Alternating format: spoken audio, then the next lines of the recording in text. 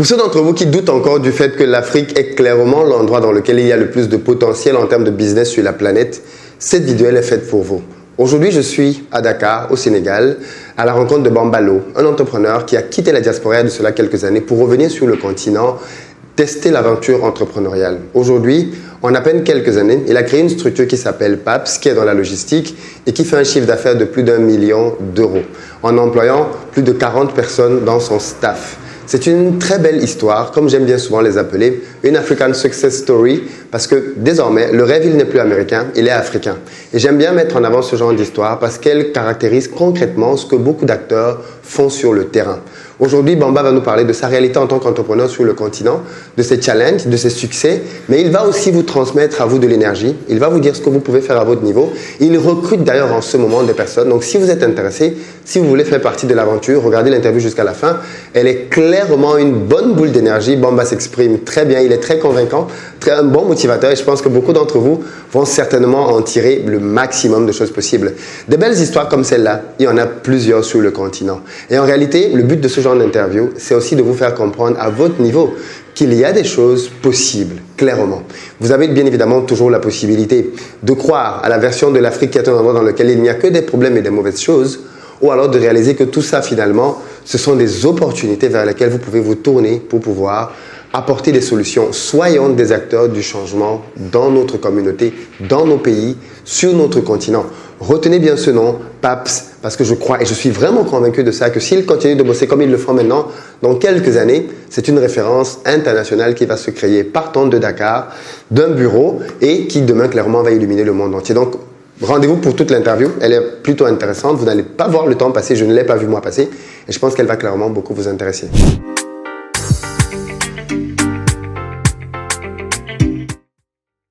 Salut à toi et bienvenue sur ma chaîne, moi c'est Philippe Simo et ici je te parle d'entrepreneuriat et d'investissement parce que je suis convaincu que ce sont les deux piliers sur lesquels la communauté noire doit s'appuyer si elle veut émerger. Donc si toi aussi tu veux faire partie de cette belle aventure, je t'invite à faire deux choses. La première, abonne-toi à cette chaîne, active la cloche des notifications et ainsi tu seras informé de l'apparition de toutes nos vidéos business comme celle-ci qui vont t'apporter du très bon contenu. Investir au pays est le premier canal de formation et d'information de la communauté noire autour du business. Et puis deuxième chose, va dans la barre de description, clique sur le lien pour recevoir gratuitement le quiz que j'ai créé intitulé Le Révélateur. Il va te permettre de faire le point sur tes finances afin que tu saches si tu es ou pas une passoire. Et crois-moi, tu risquerais fortement d'être surpris. Et puis enfin, pour ceux d'entre vous qui sont prêts à se jeter à l'eau, à gagner un peu plus de sous, je vous donne rendez-vous sur mon site investiraupais.com, onglet formation. Vous allez y trouver une batterie de formations que j'ai créée, prête à l'emploi pour vous aider, vous aussi, à passer à un autre niveau financier. Je ne vous en dis pas plus, allons rejoindre Bamba. Bonjour Bamba. Bonjour Philippe. Merci beaucoup d'avoir accepté de te prêter à l'exercice de l'interview et de nous parler devant la caméra. Est-ce qu'en introduction, tu peux juste te présenter pour ceux et celles qui ne te connaîtraient pas encore? Oui, donc moi c'est Bambalo, je suis le cofondateur de PAPS. PAPS c'est une société logistique basée au Sénégal depuis 2016. Donc on avait un constat en fait, c'était que pour l'émergence de l'e-commerce et du transport et du business de manière générale, il fallait des solutions plus fiables pour transporter les colis d'un point A à un point B, ce qui est majoritairement fait par l'informel jusqu'à présent. Et donc on a voulu proposer une solution qui permet à nos entreprises d'avoir un interlocuteur pour leur stockage, leur entreposage, la préparation de colis, le transport, aussi bien sur le territoire national que dans la sous-région, dans les autres pays, donc comme la Côte d'Ivoire, le Mali, etc. Et donc aujourd'hui, c'est à peu près 80 000 livraisons qu'on fait par mois, aussi bien de documents et de colis, et avec une équipe d'une 40aine de personnes qui est supportée par 300 papseurs. Donc les papseurs, ce sont nos agents sur le terrain, c'est des coursiers, et qui travaillent tous les jours pour nous et sur lesquels on a un très beau partenariat, un peu comme un Uber.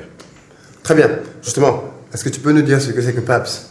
Oui, donc PAPS, qu'est-ce que c'est en fait? PAPS, ce que ça signifie déjà?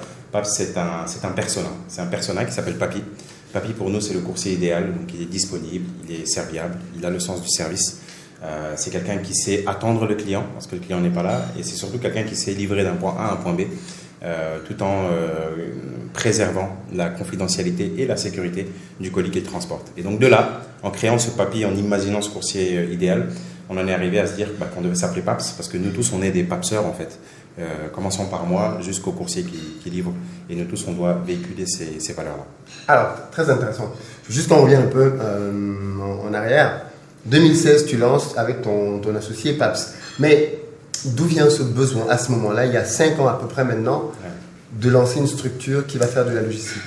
En fait, à l'époque, moi, j'étais dans un tout autre métier, mais toujours dans le service. Donc, j'avais un centre d'appel. Et ce centre d'appel-là, on s'est rendu compte en travaillant avec un opérateur téléphonique qu'il y avait parfois des besoins liés à la logistique. Je donne un exemple très précis. Un opérateur nous dit, j'ai une nouvelle offre du tonnerre, j'ai besoin de gens pour aller vendre cette offre-là. Donc, je vous confie mon catalogue et puis vendez cette offre. Donc, premier jour, on vend près de 200 ventes. Deuxième jour, 400 ventes. Troisième jour, 600 ventes. Donc, le truc marche très bien. Seulement, il y avait un problème. C'était qu'une fois qu'on vend à distance, on doit dire à la personne de se déplacer en agence pour récupérer sa puce avant 18h.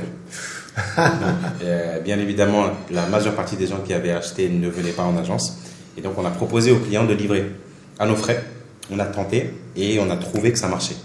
Donc, à l'époque, on a fait ça avec des sociétés de la place, certaines qui existent toujours, d'autres qui n'existent plus.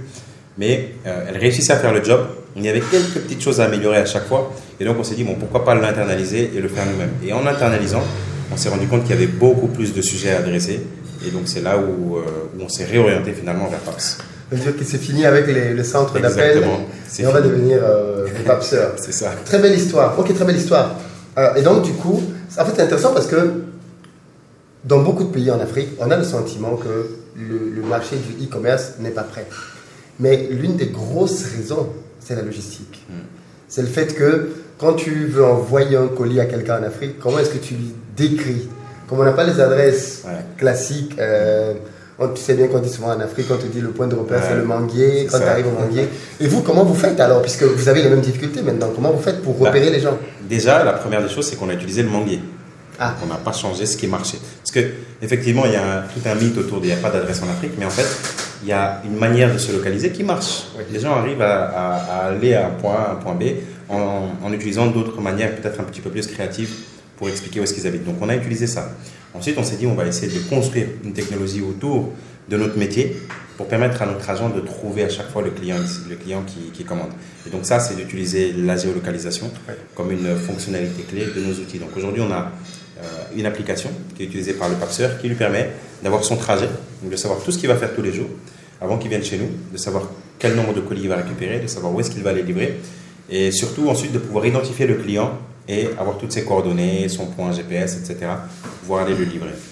Alors du coup, est-ce que ça implique que le client ait aussi votre application? Ça implique que le client passe par notre service client ou passe par nos outils. Donc l'un des outils sur lequel on a commencé avec l'application quand on était concentré sur le B2C. Aujourd'hui, le B2C n'est pas un marché sur lequel on veut se développer maintenant. Donc, on est focus sur le B2B. Et donc, l'application n'est plus trop adaptée. Maintenant, par contre, ils ont une plateforme web sur laquelle ils ont la possibilité de mettre leur point géolocalisation. Et derrière, celui-ci, une fois qu'il arrive chez nous, on peut l'associer avec le coursier qu'il faut bien pour qu'il aille livrer. Mais également, lorsqu'ils nous appellent, on sait créer nous-mêmes cette propre adresse parce qu'au final, les clients qu'on a, vu que ce sont des sociétés avec lesquelles on contracte, on sait où est-ce qu'elles se trouvent. Et par contre, là où on ne sait pas, c'est où est-ce que se trouve son client. Et du coup, comment on fait? Donc, soit on intègre on a un petit module, une API, qui s'intègre sur les sites e-commerce. Et donc, ça permet sur le même site de pouvoir facilement donner sa position. Ou alors, on crée nous-mêmes en utilisant toujours ces points de référence classiques qui existent aujourd'hui. Et une fois sur place, le coursier enregistre l'adresse du client. Alors, du coup, ce que tu dis là pour moi est très intéressant parce que ce que tu es en train de me dire, c'est en fait, vous travaillez essentiellement en B2B. Et vous avez un tel trafic, je n'imaginais pas que les entreprises avaient autant de besoins de transporter. Qu'est-ce que les entreprises transportent autant? Tout en fait. En fait, à chaque fois qu'on va avoir un réseau de distribution, ça peut être un réseau pharmaceutique, ça peut être un réseau de grande distribution, ça peut être un réseau d'agences télécommunications, ces sociétés-là ont besoin finalement d'amener leurs produits. Et donc c'est tout ça qu'on va les transporter. On va livrer pour 60% des pharmacies du pays, on va livrer pour les plus gros opérateurs du pays dans tous leurs points de vente, les SIM cards, les cartes de crédit, récupérer du matériel sur place. On va faire les banques aussi, donc ce sont de grands réseaux sur lesquels on va aller récupérer des choses en agence pour les ramener au siège, etc. Donc finalement, nous, ce qu'on permet, c'est à un réseau existant de pouvoir être fluide et de pouvoir facilement être connecté grâce à nos outils. D'accord. Alors, quand vous venez démarcher une entreprise qui hier avait déjà ce moyen de fonctionnement interne, plus ou moins, qu'est-ce que vous leur dites pour qu'ils vous fassent confiance? Parce qu'il y a aussi ce côté en Afrique. Alors maintenant, c'est peut-être plus facile parce que vous avez déjà un nom, les gens vous connaissent. Mais au début, qu'est-ce que vous dites aux entreprises pour qu'elles vous fassent confiance et de dire, OK, je vais leur donner mon matériel? Au début, en fait, le plus grand enjeu pour moi, pour une startup qui se lance ici, c'est d'être présent. C'est de pouvoir rester là sur la durée et de pouvoir faire du bon travail, bien évidemment. Il y a quelque chose qui marche beaucoup, c'est le referral. En fait, un client satisfait peut en ramener 1, 2, 3, 4. Donc nous, on a beaucoup bénéficié de ça. Et je pense que le fait qu'on ait été incubé par des grands groupes, ça nous a aussi facilité sur certains deals. Donc à partir du moment où on a été en mesure de prouver que la plus grosse boîte d'Afrique de l'Ouest, c'est nous qui gérons toute sa logistique, bon, c'était facile de convaincre une boîte un petit peu plus petite parce que voilà, il y avait un vrai track record qui était là. Mais j'admets que le commercial est très long. Donc la signature d'un contrat, ça peut être 8, 9, 12 mois. Wow. Et donc durant toute cette période-là, il faut savoir rester là. Et ça, c'est pas évident. Alors, 6, 9, 12 mois et derrière, vous signez quoi? Des contrats renouvelables? Ouais, nous, 1 an, 3 ans? Nous, 3 ans, 5 ans. 3 ans, 5 ans renouvelables, oui. Avec des vrais SLA, avec, voilà, on s'engage vraiment sur la qualité. Et on est du genre à facturer, à utiliser le satisfait ou remboursé. Donc à partir du moment où il y a quelque chose, un litige ou quoi que ce soit, nous, on est une boîte vraiment commerciale, tu vois, on sort du centre d'appel. Oui. Donc dès qu'il y a quelque chose, on est là pour pouvoir réagir. Et ça, les clients l'apprécient beaucoup. Oui, parce que c'est une dynamique qui est clairement pas trop répandue dans un contexte dans lequel les gens veulent gagner tout de suite. Exactement. Et quitte à même parfois ne pas faire la prestation qu'il a promis. Non, mais c'est très, très intéressant. Alors, autre élément qui moi, va m'intéresser, ça veut dire qu'aujourd'hui, d'après toi, un marché comme le Sénégal commence à être prêt pour de l'e-commerce? Ouais, je pense qu'un marché comme le Sénégal, il est prêt pour de l'e-commerce. Il y a beaucoup d'acteurs e-commerce. Moi, je pense qu'on doit avoir facilement une centaine d'acteurs e-commerce qui ont des volumes intéressants avec lesquels on travaille. Donc, c'est bien. Après, quand on dit e-commerce, c'est vrai que la référence à laquelle on pense directement, c'est Jumia. On pense aussi à tout le bad buzz qu'il y a eu à un moment donné sur Jumia, au moment de la bourse, etc. etc. Nous, ce qu'on constate, c'est que leurs volumes sont en croissance. On travaille avec eux depuis 3 ans et chaque année, les volumes augmentent. Et ça, c'est ce qu'on veut voir. Mais c'est simple, en fait, le Covid également a accéléré aussi toute cette dynamique-là. Il y a beaucoup de gens qui ont été contraints d'utiliser des services en ligne, mais qui, du coup, voilà, se sont prêtés au jeu. Et maintenant, on voit en fait l'intérêt de tout ça. Je pense qu'il y avait... Jumia a fait un gros travail d'éducation parce qu'on en avait besoin, on en a toujours besoin, je pense. Le Covid a fait un gros travail d'éducation et derrière, des sociétés comme les nôtres aussi font un gros travail d'éducation. Parce que la personne qui bon, on fait plus de B2C aujourd'hui, mais la personne qui appelle une société de livraison classique pour lui dire d'aller lui acheter XYZ à tel endroit, en quelque sorte, bon, c'est pas du e-commerce, hein, c'est du tel commerce ou tout ce qu'on peut dire, mais en tout cas, c'est de la vente à distance. Et tant qu'on met ça dans la même casquette de vente à distance, on se rend compte que voilà, les sociétés comme les nôtres, elles commencent à grandir de plus en plus dans tous les pays finalement d'Afrique de l'Ouest. Et ça, c'est bien et ça prouve que cet écosystème-là, en tout cas de vente à distance, il est en train de grandir aussi. Depuis le début, vous avez été toujours en bonne croissance ou il y a eu des ralentissements? Il y a eu des ralentissements. Je pense que la croissance, elle s'est faite à partir du moment où aussi on a décidé nous aussi de se concentrer sur une certaine niche. Parce qu'en fait, à vouloir tout faire, tu ne fais pas grand-chose. On faisait tout, quoi. On faisait tout ce qui est possible de faire. Tout ce qui donne de l'argent. Tout ce qui donne de l'argent. On voit beaucoup de sociétés qui sont toujours dans cette dynamique de faire tout. Moi, mon conseil, c'est d'essayer de se concentrer sur une niche, d'être le meilleur dans cette niche et ensuite de passer à autre chose. C'est comme ça qu'on réussit à grandir et comme ça qu'on crée vraiment une expertise. Et donc, à partir de ce moment-là, on est identifié comme expert sur un certain segment. La société qui va passer par DHL ne va pas forcément passer par DHL pour tous ses besoins. Elle va passer par DHL principalement pour l'international. Oui. Pourquoi? Parce qu'ils sont focus sur cette niche-là. Et derrière, pour du national, elle va passer par d'autres solutions et des sociétés comme nous. Et c'est là où on voit vraiment la distinction et la complémentarité qu'il existe sur la chaîne logistique. Donc moi, à mon avis, ce qui est important de faire dans n'importe quel business, c'est d'essayer de disséquer la chaîne de valeur, de voir quelles sont toutes les offres, tous les produits qui existent, pas de vouloir tout faire tout seul, mais de se dire, ok, c'est celui où je peux apporter le plus de valeur, et j'en suis sûr, je peux être le meilleur ici, et vraiment y aller à fond là-dessus, quoi. Donc nous, c'est ce qu'on a fait. Je vais t'attaquer sur d'autres sujets maintenant. Ouais. Des jeunes comme toi me font énormément plaisir, mais pas que moi, je pense beaucoup de personnes, parce que tu démontres bien qu'il y a beaucoup de choses à faire sur le continent. comment tu justifies donc que des jeunes comme toi voient toutes les opportunités qu'il y a autour d'eux, ne peuvent pas toutes les saisir, et d'autres n'ont qu'une envie, c'est parti, parfois au prix de leur vie dans la Méditerranée? Moi, je pense que c'est un sujet qui me tient beaucoup à cœur. Je pense que c'est l'éducation, en fait. C'est l'éducation, c'est le message qu'on nous met dans la tête. Ce message de c'est impossible ici, on a besoin de nos gouvernements pour réussir, on a besoin de faire de la politique pour être riche, on a besoin de ceci, on a besoin de cela. Et surtout, ce message de on a besoin d'être riche pour être heureux. Tu vois, je trouve que c'est tout un mythe qui n'est pas au profit de la passion. Tu vois. Or, le culte, nous, qu'on essaie d'avoir, c'est le culte de la passion, en fait. Il faut que tu sois passionné sur quelque chose pour pouvoir exceller. Et si tu excelles, là, tu pourras ambitionner de construire ta vie dessus, en tout cas de construire ton avenir dessus. Mais l'entrepreneuriat, c'est quelque chose, à la base, qui est voué, entre guillemets, à l'échec. Pourquoi je dis ça? Parce qu'à la base, ça n'existe pas, en fait.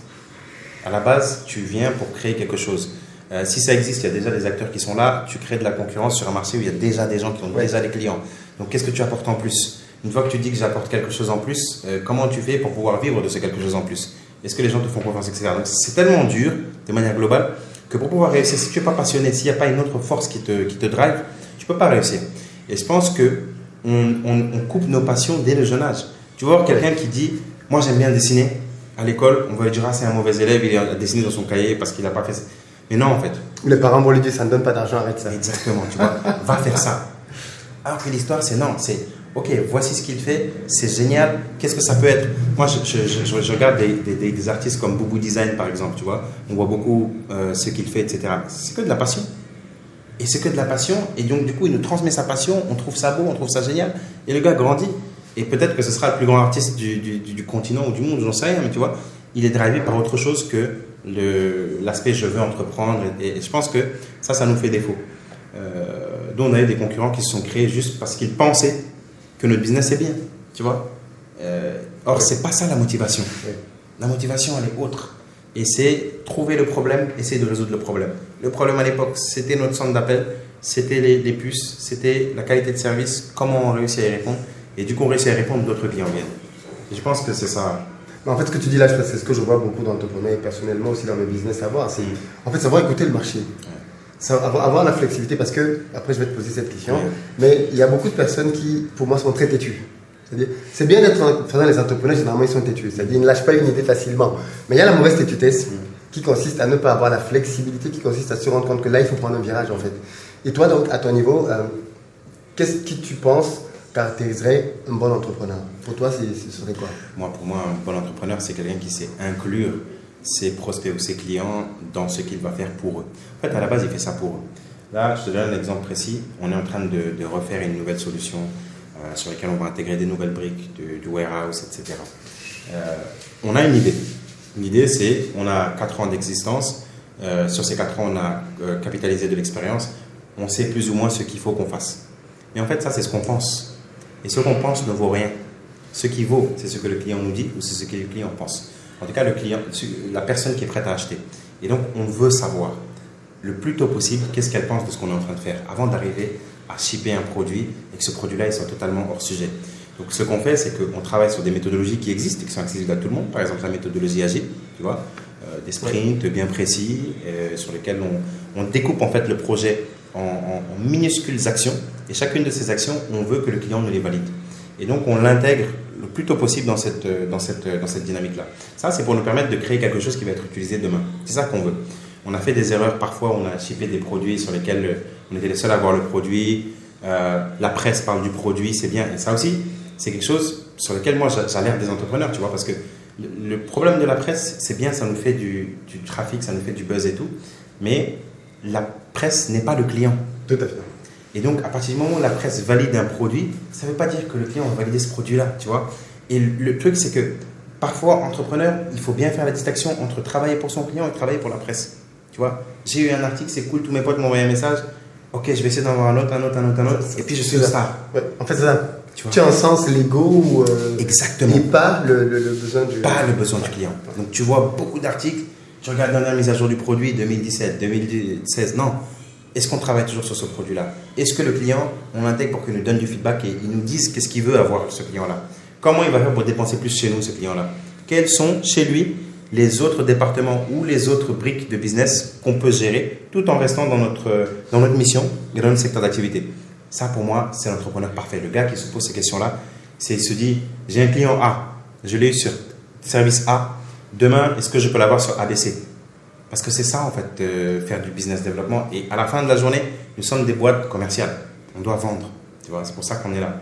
Donc, c'est un peu ma philosophie de la chose. C'est une très bonne chose. Non, mais j'aime beaucoup la manière à laquelle tu l'exprimes. Moi, je le dis aussi. Récemment, en formation, je disais aux gens que le mauvais focus de beaucoup d'entrepreneurs, c'est l'argent. C'est-à-dire les entrepreneurs. Alors, c'est important d'avoir des objectifs financiers. Il n'y a pas de problème avec ça. Mais les entrepreneurs qui réussissent vraiment à gagner beaucoup d'argent, ce sont les entrepreneurs qui sont obsédés par leurs clients. Ouais, c'est le terme. Mais c'est vraiment de l'obsession. Obsédés par leurs clients. C'est-à-dire, ils dorment, ils se lèvent en mode qu'est-ce que je peux faire pour que ce client-là soit plus satisfait. Ouais. Et en fait, c'est ça qui entraîne l'argent. Parce que quand un client est satisfait, il n'a pas de mal à payer plus. Parce qu'il est en face à lui quelqu'un qui lui donne au-delà de ce qu'il attend en réalité. Parce que c'est ça, vraiment donner une bonne expérience, c'est toujours, je te donne au-delà de ce que tu attendais en fait. Tu attendais A et tu as A+. Et là, tu waouh, en fait. Et j'aime bien comment tu l'exprimes aussi à ton niveau. Et c'est ce que je dis souvent aux gens, il y a une forte notion culturelle, effectivement, mais les principes entrepreneuriaux, ce sont les mêmes. En réalité, qu'on soit du nord, du sud, et ainsi de suite. Alors toi, Bamba, maintenant, tu fais du business ici au Sénégal depuis pas mal d'années, parce que même avant PAPS, tu étais déjà... toi qui analyses la jeunesse ici, le mindset par rapport salariat entrepreneuriat, qu'est-ce que tu vois? Est-ce que les jeunes commencent à percuter qu'il faut peut-être aussi, parce que malheureusement, tu sais, comme je dis, l'école forme beaucoup de salariés, l'école forme les salariés. Est-ce que les gens commencent à percuter sur la nécessité de se dire, nos pays ont besoin de davantage d'entrepreneurs? Ouais, je pense qu'au Sénégal, on a beaucoup de chance. On a beaucoup de chance parce que oui, on a beaucoup d'entrepreneurs talentueux. Ça, c'est un fait. Tu vois, tu tapes Startup Sénégal, tu verras une ribambelle de sociétés qui sont très intéressantes, qui ont des clients, qui ont de la croissance et voilà, qui font un beau travail. De l'autre côté, on a l'État aussi qui s'y mêle maintenant. Et donc, il y a des lois, tu vois, d'assouplissement pour les startups qui ont été votées. Il y a des fonds d'investissement qui ont été créés par l'État également. Donc, l'accès au capital, il est beaucoup plus simple maintenant à un certain niveau, tu vois. Mais en tout cas, ce certain niveau permet de faire levier après pour pouvoir aller lever des fonds. Il y a des médias, il y a tout ce qu'il faut pour réussir au Sénégal. Et je pense qu'il y a du talent aussi. Peut-être ce qu'on n'a pas toujours, c'est de la méthodologie. Tu vois. Moi, je me rends compte de plus en plus, effectivement, qu'on a par exemple beaucoup de développeurs. Tu vois. Unitairement, tu as plein de développeurs. Web, mobile et tout. Mais tu n'as pas forcément des développeurs qui sont capables d'intégrer un projet. Parce qu'ils n'ont pas forcément de méthodologie, tu vois. Et le problème, c'est qu'on leur a appris à coder, même sans méthodologie, appris à créer quelque chose, tu vois. Hop, j'assemble, je sais faire. Mais derrière, il n'y a pas forcément la notion de qualité qui est associée. En tout cas, il n'y a pas toujours cette notion-là. Oui. Et du coup, donc, le fait d'avoir des grandes boîtes comme Orange, comme Atos, etc., c'est bien, parce qu'elles nous permettent de former des gens, et des gens qui ne veulent pas s'ennuyer, qui sont prêts à rejoindre des startups. Donc, l'un dans l'autre, tu réussis à avoir des entrepreneurs, tu réussis à avoir des salariés de qualité, mais ça a un certain coût. Au départ, c'est compliqué. Au départ, quand tu commences, tu payes 150 000, 200 000, c'est très difficile d'avoir de la qualité. Mais il faut faire le dos rond, tu vois, il faut faire ce que tu peux faire, tu vois. Et puis à un moment donné, normalement, si la croissance arrive, là, tu peux essayer d'avoir plus de talent. Mais nous, notre challenge aujourd'hui, c'est d'avoir les meilleurs à chaque poste, tu vois, vraiment d'avoir les meilleurs, tu vois. Il y a un mois de cela, on était à Paris pour faire un speed recruiting là-bas. Ah ouais? Ouais, parce qu'on se rend compte qu'on veut de la méthodologie que nous, on n'a pas forcément. C'est vrai. On en est conscient, tu vois, parce qu'avoir quitté le monde de l'entreprise très tôt, c'est aussi quitter un peu une espèce de cocon qui peut te former, donc tu te formes tout seul, etc. Mais c'est pas pareil qu'être en entreprise, tu vois. Donc une fois que tu es conscient de ça, ok, il te faut des gens qui, eux, ont pu bénéficier de tout ça, et eux sont meilleurs que toi, et eux peuvent apprendre à des juniors qui vont être dans ta structure. Donc c'est un peu ça qu'on essaie d'organiser avec un middle management de qualité, etc. pour que les juniors qu'on a ici, ils peuvent progresser, et que demain, lorsqu'ils quittent PAPS, ils puissent aller dans n'importe quelle boîte et qu'ils puissent être accueillis comme des gens qui sont compétents. Tu vois, ça c'est aussi un gros challenge. Alors moi je dis souvent, ça va aller dans le sens de ce que Bamba dit. Vous savez bien que moi je promeus l'entrepreneuriat. Je pense que l'entrepreneuriat, si vous voulez gagner de l'argent, en tout cas c'est la voie royale. Par contre, en entreprise, si vous voulez gagner de l'argent, allez dans une start-up. Parce que les gens, tu vois, ils ont le mauvais réflexe de penser qu'en entreprise on gagne de l'argent dans une grosse multinationale. Non, c'est pas vrai. Vous allez entrer avec un gros salaire, c'est vrai, mais vous allez vite plafonner. Par contre, si vous tombez sur une bonne start-up, là je m'adresse notamment aux gens de la diaspora, si vous tombez dans une bonne start-up qui a une vraie bonne possibilité de croissance, là vous avez les possibilités d'avoir des gains inimaginables très rapidement justement. Parce que les start-up, c'est des structures qui, quand elles sont bien menées, peuvent atteindre des résultats exceptionnels très rapidement. Et donc, de fait, ce sont ceux qui étaient là au départ, ceux qui ont fait l'effort, le sacrifice, qui par la suite, effectivement, se retrouvent à avoir des Et pour appuyer ce que tu dis, nous, on a voté à notre dernier conseil d'administration de l'equity pour tous les employés. Donc, tous ceux qui passeront en CDI chez PAPS auront des actions de la société. Et en fait, pourquoi est-ce qu'on veut faire ça? C'est qu'on veut que ces gens-là soient riches à un moment donné. Quand on entend que Facebook, c'est la boîte dans laquelle il y a plus de millionnaires au monde, ben, tu comprends que ce n'est pas juste les gens qui ont un gros salaire en millions, non. C'est qu'il y a des actions qui ont été données et qu'il y a la valeur, etc. Tout à fait. C'est pas mal ça. C'est pas des gros salaires en millions. Et c'est vrai, tu as tout à fait raison. Mais franchement, je suis très admiratif de comment tu mènes ta boîte. Merci. Parce que tu intègres vraiment ce qui se fait de mieux en termes de management. On espère. Ouais, non, franchement, c'est super. Parce que ça, c'est ce que je dis souvent aux gens. Il n'y a pas besoin d'être en Europe ou en Afrique, en fait. Il faut le savoir et le vouloir. Parce que ce que tu dis là, en fait, les gens le savent. Les entrepreneurs le savent, mais ils ne veulent pas. Alors, moi, je dis souvent aux gens, il vaut mieux avoir, je sais pas moi, 50% de 1 milliard que 100% de 10 000 francs. Oui, je suis d'accord avec ça. Ça, on est d'accord dessus. Et dans les gens se battent pour avoir 100% de très peu, quoi. Juste, on va vers la fin, Bamba. En tant qu'homme, depuis que tu es entrepreneur, qu'est-ce que ça t'a appris? Bon, ça a développé chez moi des sens que je n'imaginais pas, en fait. Tu vois, j'ai l'impression que je suis plus... tu vois, j'analyse mieux les choses, de manière générale, tu vois. J'analyse mieux, et en fait, ça, c'est le cumul des expériences. En gros, une idée de projet qui va arriver, tu sais plus ou moins où est-ce que ça peut aller, où est-ce que ça peut nous mener. Bien qu'il faille, comme je disais tout à l'heure, impliquer le client. La concentration, le focus, tu vois. C'est très facile de tenter beaucoup de choses, comme je disais aussi, mais le fait de pouvoir dire non et de se concentrer sur certaines choses, c'est ça qui est très difficile. En fait, on se sent malin en faisant plusieurs choses. Ah, j'ai fait ça encore maintenant, j'ai fait ça. On se sent malin. Et puis ça flatte notre ego, j'ai fait un nouveau truc et tout. Les gens en parlent. Et en fait, ce n'est pas forcément les chiffres qu'on a sur le PNL, tu vois.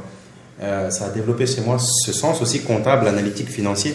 En fait, à l'école, je n'étais pas forcément le meilleur en comptable, financier, tout. Ce n'était pas forcément des sujets qui m'intéressaient, tu vois. Mais aujourd'hui, c'est des sujets qui me passionnent parce que rien que de voir ton évolution sur une courbe ou alors d'ajuster en fonction d'une courbe certaines actions que tu vas avoir sur tes coûts, de voir l'impact derrière, bon, ça te montre que les choses ne sont pas si difficiles que ça, en fait, et que c'est beaucoup de bon sens. Derrière, bien évidemment, ça a développé mon sens de l'opportunisme, tu vois. Parce qu'aussi, l'entrepreneuriat, c'est savoir saisir les opportunités dans le bon sens. Le sens de l'opportunisme, c'est tout ce qu'on entend, elevator pitch. Je suis dans l'ascenseur avec un entrepreneur multi-successful, est-ce qu'il peut investir dans ma boîte, comment je fais, etc. Tout ça, enfin, savoir saisir ces opportunités-là, savoir partager, tu vois, avec l'équipe, savoir mettre en avant les autres et se retirer, tu vois. Dans mon ancien centre d'appel, je pensais que c'était moi qui devais tout savoir, qui devais tout faire. Et c'est comme ça que j'ai mené ma boîte, tu vois, jusqu'au mur. Et aujourd'hui, je me rends compte que... Non, c'est pas comme ça. Non, c'est pas ça. Et on n'a même pas besoin de ça, en fait. Ouais. On a juste besoin que les gens autour s'épanouissent, les gens autour progressent, et les gens autour voient du sens à ce qu'ils font au quotidien. Ouais. Et c'est ça qui leur permet de rester, et de rester parfois en prenant des sacrifices sur leur salaire, mais parce qu'ils voient que la vision là, et les actions qu'ils mènent, il est évident qu'ils vont réussir à y arriver. Et puis le dernier point, c'est la confiance en soi. Hein. Parce que tu vois, moi, avant de travailler en Afrique, j'ai travaillé en France principalement. Et puis je rêvais pas, en fait. Tu vois, j'ai jamais rêvé là-bas. Ouais. J'ai jamais rêvé. Les ambitions que j'avais là-bas, elles se limitaient à pouvoir payer mon loyer, pouvoir avoir une voiture, pouvoir partir en vacances. Avoir une augmentation de 100 €. X% de... Voilà. Ça, c'est mes ambitions, quoi. Je suis bien, j'ai l'impression, avec mon costume, voilà. Là, tu parles à des milliers de personnes. Ouais. Et je sais qu'il y en a certains qui m'ont pensé ça. Et tu vois, et le fait de pouvoir rentrer, commencer très petit, très modeste, mais voir une utilité auprès de quelqu'un qui travaille pour nous, voir une utilité auprès d'un client qui réussit à être meilleur envers ses clients, ça n'a pas de prix. Et le truc, c'est qu'en Afrique, il y a 1000 choses comme ça qu'on peut faire. Il y en a 1000. Ça va de la société de nettoyage, la société de gardiennage. Partout, le service doit être amélioré. Tout le monde va te dire oui, il n'y a pas de service, il n'y a pas de service, il n'y a pas de service. En fait, c'est pas ça. Il y a une opportunité, il y a une opportunité, il y a une opportunité, il y a une opportunité. Et je pense que le continent, il peut se développer qu'avec sa diaspora. En même temps avec sa diaspora, tu vois. Ça, moi, j'en suis convaincu. Je fais partie de cette diaspora-là, tu vois. Et donc, j'ai des amis qui rentrent maintenant. Ça commence à se faire. Ah oui, ils ont de plus en plus confiance. Ouais. C'est fini le mythe de oui, mais on va m'arnaquer, on va ceci, on va cela. Non. Il n'y a pas d'électricité, il n'y a pas d'eau. Non, les conditions commencent à être là. Ouais. Il y a tout ce qu'il faut, tu vois. Ce qui nous manque un peu parfois, c'est cette peur qui nous freine là. Ouais. Tu vois, parce qu'on a parfois des enfants là-bas, une certaine sécurité, mais il n'y a pas de perspective, tu vois. Tu sais, mais moi je suis convaincu, et je pense que tu vas peut-être pas loin de cette idée-là, que peut-être pas tout de suite, mais dans les prochaines années, l'Afrique sera le continent qui va générer le plus de milliardaires. Ah ouais. Ce que je dis souvent aux gens, justement, c'est que ce sont les gens comme toi qui se lancent aujourd'hui, qui seront l'Amazon de demain, en fait. Parce que je dis, on voit Amazon, on voit Jeff Bezos, mais il faut juste penser que le mec, il a mis 20 ans, quoi. Bien sûr. Et Dangote, il a très bien dit. Tout le monde parle de Dangote maintenant, il est le numéro 1 et tout, mais je vous rappelle juste que c'était il y a 30 ans que j'ai commencé. Il a dit, entre le moment où on m'a connu en 2008 et le moment où j'ai commencé à 78, il s'est écoulé 30 ans. C'est fou. C'est fou. Mais c'est le prix du succès. C'est le prix de construire quelque chose de sustainable. C'est le prix d'en fait avoir une vision à long terme. Parce qu'en fait, à mon avis, le truc qu'il faut avoir, en tout cas en étant entrepreneur de manière générale, c'est une vision à long terme. Les quick wins, là, ça n'existe pas. Ça, et j'ai envie d'être l'entrepreneur multimilliardaire à 24 ans, c'est bien, mais on s'en fout. Tu vois, à la fin, tu as 24 ans, tu as 35 ans, tu as 45 ans, on s'en fiche. Ouais. Ce qui importe, c'est est-ce que tu vas laisser quelque chose ici sur lequel les gens, en tout cas, pourront être utiles. Voilà, tu vois, c'est utile pour les gens. Est-ce que tu crées de la valeur dans ton quotidien? Est-ce que tu es heureux dans ce que tu fais? Donc, tant qu'il y a ça, à mon avis, il n'y a pas de quoi se presser. Le truc, c'est un marathon. Ces grands exemples-là, ce sont les bons exemples, tu vois. Les Alibaba, c'est la même chose. Ce sont les bons exemples. Et c'est les exemples les plus communs, en tout cas. Les exceptions, on ne peut pas se baser dessus. Exceptions, ça existera toujours. Mais moi, j'invite le maximum de monde à rentrer au Sénégal, à rejoindre des boîtes comme les nôtres. On a besoin de talent, à tenter l'expérience entrepreneuriale ici. Et puis voilà, à aussi faire briller notre continent là où ils sont pour que d'autres talents peut-être nous rejoignent, de différentes nationalités, etc. C'est ça dont on a besoin ici aujourd'hui. On a besoin de gens qui viennent construire. J'ai remarqué que tu as beaucoup de jeunes dans tes équipes. C'est une volonté? Ou ça se fait naturellement? Non, ça se fait naturellement. Ça se fait naturellement. Ça se fait naturellement. Plus de 50 ans, pas je sais pas. Non, après, ça se fait naturellement, mais il y a un fit culturel aussi, tu vois. Ouais. Il y a un fit culturel qui est là. Bon, c'est vrai que les peu de fois. Mais c'est bien, ça change, non? Parce qu'on a l'habitude de penser que les jeunes ne peuvent pas être responsables. Ah, les jeunes peuvent être responsables. Et puis les jeunes ont de l'énergie, les jeunes ont envie de construire. Ça, c'est il apprend. Assieds-toi 10 ans. C'est ça, tu vois. Apprends. Et puis les jeunes ont des rêves, quoi. Tu vois, les gens veulent juste construire leurs rêves. Et puis je pense que les gens qui sont là se disent que voilà, leur rêve, en fait, ils peuvent le construire ici. Tu vois, on a certains qui veulent être entrepreneurs. Et donc, ils sont arrivés chez nous, c'est oui, je veux faire X mois et puis après je lance ma boîte. Mais ce je lance ma boîte, c'était pas ça que ça voulait dire. Ça voulait dire je veux faire partie d'un projet qui a un impact. Ouais. Je veux être utile. Et à partir du moment où ils le retrouvent, bon, les gens s'épanouissent. Waouh. Mais écoute, on arrive quasiment à la fin. Super. Ouais, non, franchement, c'est super de discuter avec toi. On pourrait parler encore très longtemps. J'aimerais quand même juste savoir, aujourd'hui, quand tu te projettes, parce que tu l'as dit, c'est le rêve. Le grand rêve, c'est quoi? Ah ben, le grand rêve, c'est d'être... Le grand rêve, c'est de racheter toutes les postes du continent et d'être l'acteur global de logistique sur le continent, quoi. Nous, on veut être la marque de logistique du continent, tu vois. DHL, c'est quoi? C'est la poste de l'Allemagne, en fait, hein, qui est un DHL et qui est aujourd'hui partout dans le monde.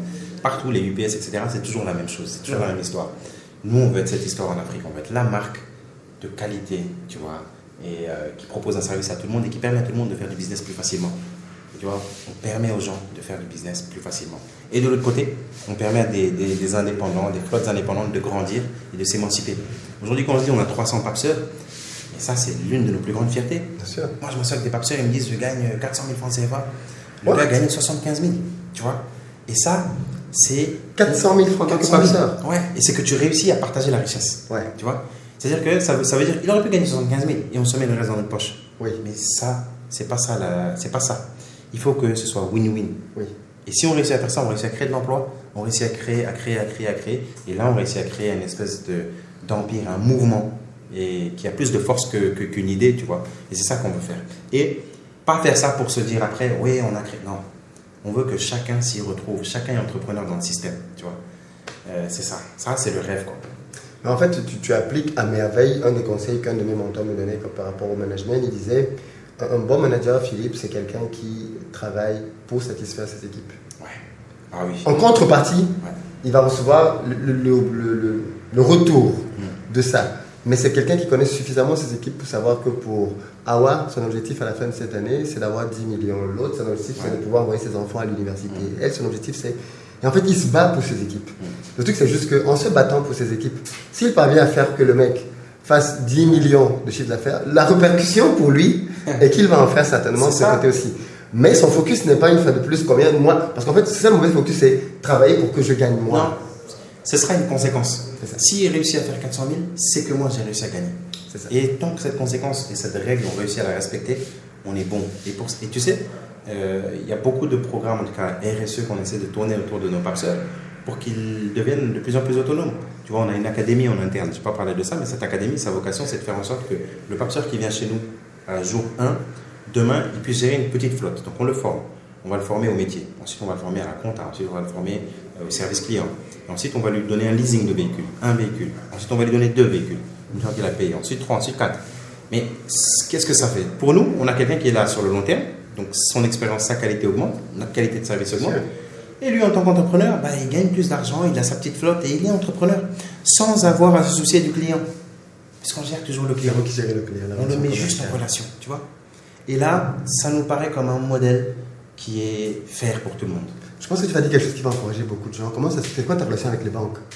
Parce que tu sais, on a souvent cette idée de la banque, c'est un frein, ils prêtent pas d'argent. Ouais, non, aujourd'hui, je ne vais pas dire toutes les banques, mais il y en a beaucoup de banques qui viennent frapper à notre porte pour qu'on bosse avec eux, tu vois. Qu'est-ce qu'il faut faire pour qu'une banque te court après? Il faut que tu sois clean dans ton bookkeeping, quoi. Que ta comptabilité soit clean. Il faut que tu aies du flux récurrent, donc il faut que tu aies des contrats.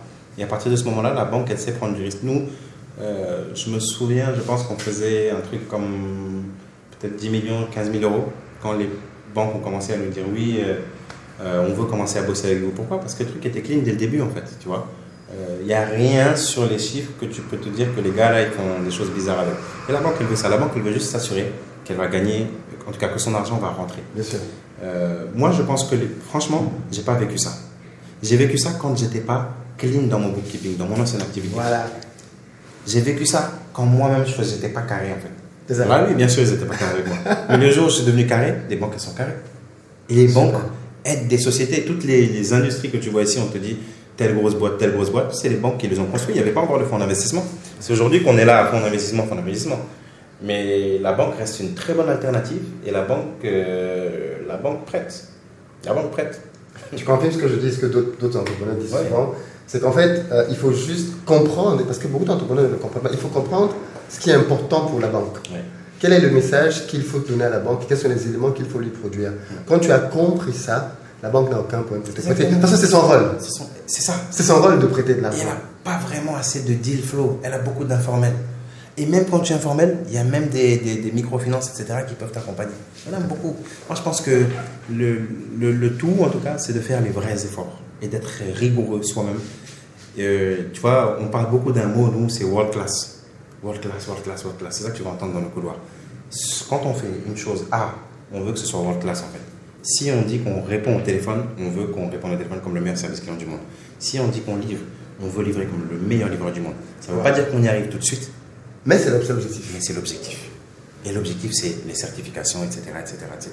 Et donc, pour ça, il faut que tu sois très rigoureux, quoi. Tu fais des pitchs, tu parles tellement bien, toi, tu peux convaincre tout le monde. Du coup, il y a quelqu'un qui m'a dit, il faut que je démissionne, je postule chez Paps. Démissionnez, les gars, venez. Comment on fait pour quelqu'un qui veut postuler? Quelqu'un qui veut postuler comment? Il vient sur jobs@paps.com ou alors il nous contacte sur LinkedIn. Donc, on a notre RH qui est là-bas. Moi, je suis là-bas directement. Il y a la directrice commerciale, il y a tout le monde qui est là. Donc, selon son métier, il peut contacter directement. Nous, on est assez simple et flexible. Donc, les choses peuvent aller très vite. Et puis, on recrute actuellement. En plus. Ouais, on recrute actuellement. On recrute des développeurs. On recrute sur la partie tech. On recrute sur la partie commerciale. Mais tu veux quoi? Tu veux des repas ou tu veux des étudiants qui peuvent bosser même à distance pour du développement web? Idéalement, pour le développement web, idéalement des gens qui seraient ici. Okay. On veut vraiment, dans cette dynamique-là, continuer avec la culture. Oui, parce que la culture. Voilà.